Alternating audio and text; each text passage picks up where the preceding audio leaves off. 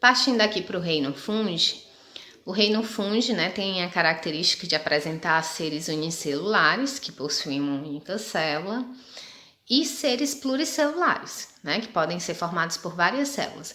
Como exemplo de seres unicelulares no reino fungi, né, vou citar aqui o caso das leveduras, que são seres que nós não conseguimos perceber a olho nu, mas que consequentemente é bastante utilizado na culinária, né? Nos processos de fermentação. Então, ele está presente no fermento biológico, que consequentemente é um fermento que é utilizado na fabricação de pães, né, de bolo, de massas de pizza, salgado, enfim. E aí, consequentemente, nós acabamos consumindo, né, esse tipo de fungo, tá? Seres pluricelulares pertencentes a esse reino, nós temos como exemplo, né, um cogumelo. Coloquei até uma representaçãozinha ali do lado para que vocês pudessem se orientar, né, com base assim nos representantes desses reinos, ok? Que são constituídos de várias células. A forma de obtenção de energia desses seres é heterotrófica, tá? Embora a gente perceba que alguns cogumelos, né, apresentam uma pigmentaçãozinha, mas todos os seres pertencentes a esse reino, eles vão apresentar uma nutrição heterotrófica, tá? Eles dependem de outros seres. Inclusive, eles fazem processos de simbiose, de mutualismo, tá? De relações ecológicas com outros seres para estar se sustentando, se mantendo no ambiente. Quando a gente for estudar esse reino mais detalhadamente, nós vamos, né, ter conhecimento sobre esses tipos de simbiose que acontecem, essas relações mútuas que acontecem entre eles. São seres, né, que também são constituídos de células eucarióticas. Célulazinha verdadeira, né, que a gente considera esse termo eucariótica, célula verdadeira, célula que tem uma estrutura, né, definida, delimitada, um núcleozinho definido. Toda a estrutura dela é organizada, constituída de várias organelas.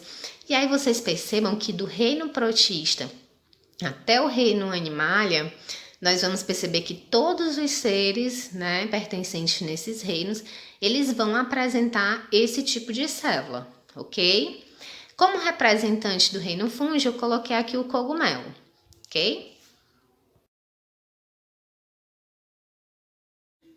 Agora aqui no reino plantae, né, nós temos a característica de que esses seres, né, eles são pluricelulares, né, eles são visíveis a olho nu, são constituídos por várias células, tá? Mas a gente sabe que as plantas, o reino plantae, ele tem uma classificação muito vasta, né? Porque nós percebemos uma biodiversidade, uma diversidade muito grande, né, desse reino. Pois nós temos plantas que são bem pequenas, né? Alguns tipos de ervas, tá? Os musgos também, que se formam em rochas, em troncos de árvores, que são bem pequenos. Mas nós também sabemos que nós temos árvores imensas, né?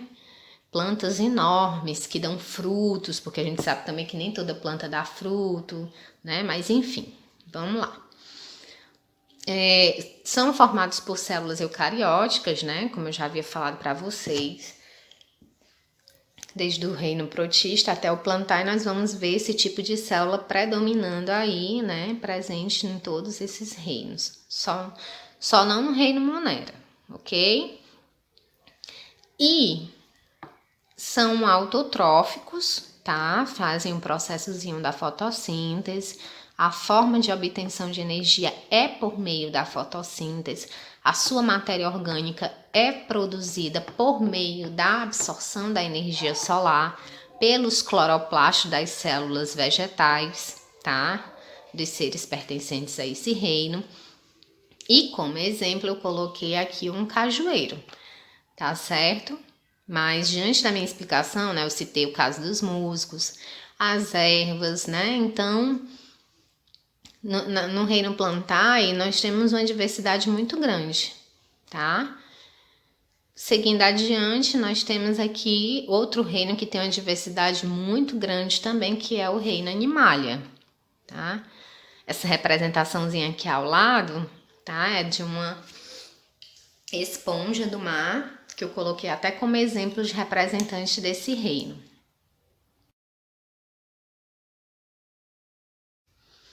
E quais são as características dos seres que pertencem ao reino animalia? Tá? São seres pluricelulares, seres constituídos de várias células que acabam, né, sendo percebidos a olho nu. Não é necessário, no caso, a gente utilizar um microscópio, de uma ferramenta como um microscópio, para estar identificando, percebendo esses seres, tá? São formados por estrutura celular organizada, definida, ou seja, por células eucarióticas, e são seres que obtêm energia por meio do processo heterotrófico, ou seja, são seres que dependem de outros seres vivos, tá? Para estar obtendo, né, energia, para estar realmente se alimentando, ok? E consequentemente existe aquela relação de presa-predador, né? Existe a questão dos mecanismos de defesa, veneno, garras, né? A questão da velocidade, da capacidade de inteligência desses seres. Então, tudo isso contribui para esse processo de obtenção de energia.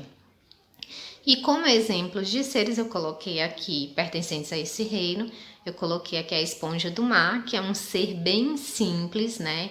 Inclusive está num dos primeiros filos pertencentes ao reino animalia, né? Porque o reino animalia ele se divide em 9 filos, tá? 8 invertebrados e 1 vertebrado. E no caso do grupo dos invertebrados, o filo, né? O filo das esponjas do mar é o primeiro que nós estudamos na parte da zoologia, que é o estudo dos animais, que no caso é o filo dos poríferos, por apresentarem justamente o corpo constituído de vários poros, né? São os famosos seres filtradores de água, presentes, né, nas profundezas do mar, ok? Espero ter contribuído bastante para o conhecimento de vocês, né, referente a cada um desses reinos. Qualquer dúvida, estou à disposição, tá certo? E pode me procurar, ok? Beijos e até a próxima.